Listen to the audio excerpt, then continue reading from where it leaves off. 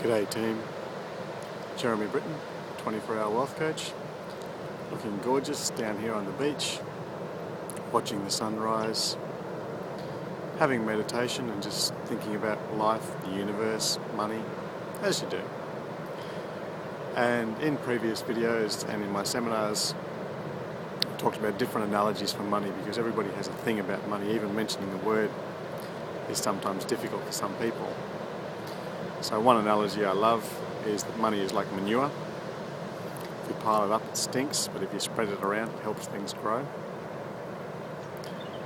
And an analogy that I just came up with this morning is that wealth is like cake.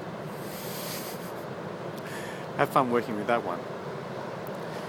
Now, depending on your situation, I'm going to be talking in generalizations. But for a lot of people, they don't have a lot of cake.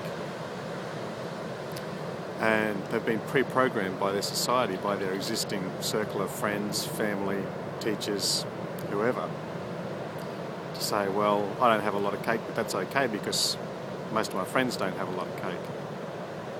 Or I don't deserve a lot of cake. Maybe they don't have cake because they don't ask for cake. And if you do ask for cake, then there's a fear of rejection that kicks in. What if someone says no and doesn't give me the cake? Or what if they only give me a small piece of cake and I actually want a lot of cake? There's a few ways that you can actually fix your cake problem, if in fact it is a problem.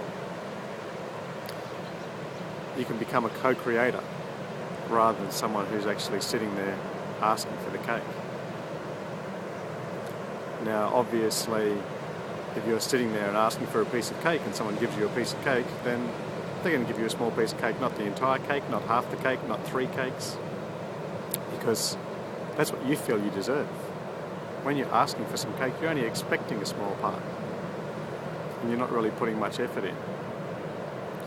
But imagine if you were actually co-creating, if you were helping to make the cake, then you would feel that you actually deserve possibly at least half of the cake. What if you don't have the ingredients for the cake? What if you don't have any money with which to do any joint ventures? What if you don't have the flour or the sugar or the eggs? Imagine that someone who's got a lot of those ingredients, or someone who's got a lot of money, possibly doesn't have a lot of time. I'm squinting because the sun's rising in my eyes. And the person who's got a lot of money but doesn't have a lot of time, they might not have the time to find out the new techniques for making money or for making cakes. So if you don't have a lot of money right now, you may have a lot of time. You can go and study things. You can read the greatest books on how to leverage yourself, how to flip properties, how to renovate, what's the new techniques for doing things in the new economy. What's the best way for trading shares that works now that didn't work 3 years ago? Because we are in a different environment. You can find out all of this information and then go to someone who has got the money. Go to the person who has got all the ingredients to make the cake and say, hey, I've just found out the best recipe for making a new cake in a new and different way. Let's get together and work on it. Then you're not going there empty-handed asking for cake. Then you're a co-creator.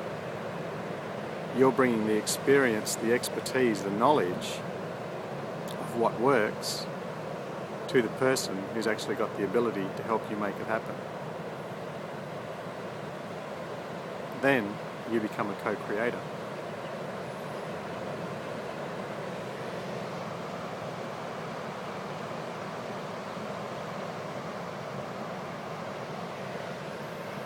Then you deserve much more than just a simple piece of cake.